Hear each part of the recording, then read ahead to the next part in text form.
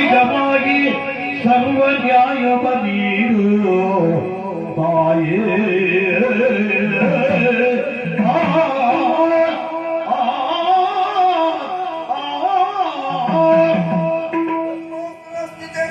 ಪರಬ್ರಹ್ಮ ಸ್ವರೂಪಿಣಿ ಪರಮೇಶಿ ಜಗನ್ಮಾತಾ ಮಹಾಲಕ್ಷ್ಮಿ ನಮಸ್ತೆ ನಮಸ್ತೆ. ಗಡುಗಡಿಗೆ ನಿನ್ನ ಕಂಡೆ ತಾಯಿ, ನನ್ನ ಜನ್ಮ ಸಾರ್ಥಕ ಆಯಿತು ಅಂತ ಕರೀತೇನೆ. ಆದ್ರೆ ಈಗ ಈ ಭೂಮಿಯಲ್ಲಿ ಧರ್ಮ ಸ್ಥಾಯಿಯಾಗಿ ಉಳಿಯುವುದಕ್ಕೆ ಬೇಕಾಗಿ, ಜನರಿಗೆ ಸಂದೇಶವನ್ನು ಸಾರುವುದಕ್ಕೆ ಬೇಕಾಗಿ ಸರ್ವ ಸಿದ್ಧಿಯನ್ನು ನನ್ನ ಪಾಲಿಗೆ ದಯಪಾಲಿಸಮ್ಮ.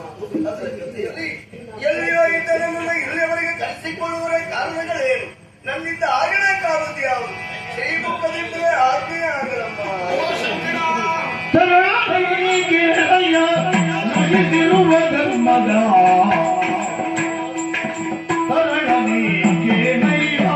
ನಶಿಸಿರುವ ಧರ್ಮದ ಬಲಿತೋದ್ಧಾರವ ಗೈದು, ಧರ್ಮದ ಬಲಿತೋದ್ಧಾರವ ಗೈದು.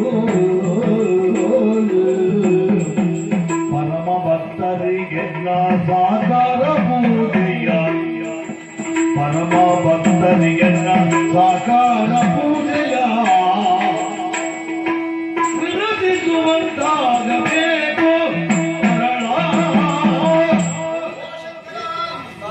ಕೇರಳದಲ್ಲಿದ್ದವನು ಕನಸಿನಲ್ಲಿ ನಾನು ನಿನಗೆ ಕಾಣಿಸಿಕೊಂಡು ಸೂಚನೆ ನೀಡಿದ್ದ ಕ್ಷಣದಲ್ಲಿ ಓಡಿ ಬಂದಿಯೇನು ಮಗನೇ ಕೋಲಾವಲೆ.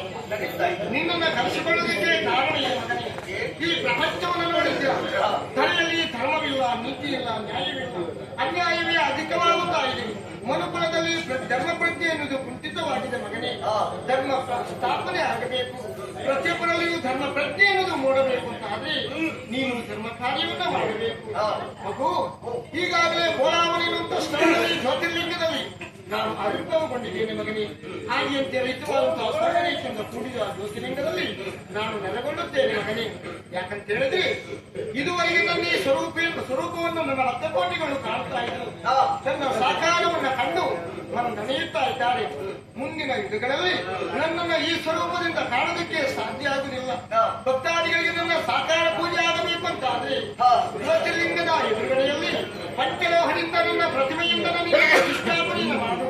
ಬರುವ ಭಕ್ತಾದಿಗಳಿಗೆ ನನ್ನ ಸಾಕಾರ ಪೂಜೆ ಬಂದು ಅನುಕೂಲತೆಯನ್ನು ಮಾಡಿಕೊಂಡು ಕೋಲಾವಲಿಗೆ ಮತ್ತೆ ಕೊಲ್ಲೂರು ಏರ್ಪಡುತ್ತದೆ. ಆದರೆ ಇನ್ನೊಂದು ನನ್ನ ಕಾರ್ಯ ನಿನ್ನಾಗಬೇಕು.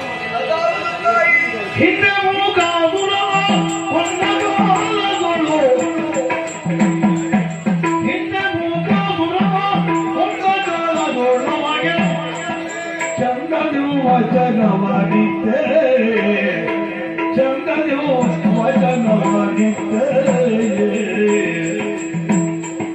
ಮುಂದೆ ಮಹಾರಣ ಕಟ್ಟೆಗಳು ಬೆಸರಾದು, ಮುಂದೆ ಮಹಾರಣ ಕಟ್ಟೆಗಳು ಬೆಸರಾದು. ಸುಂದರದಿಲ್ಲ ವಿನೋದ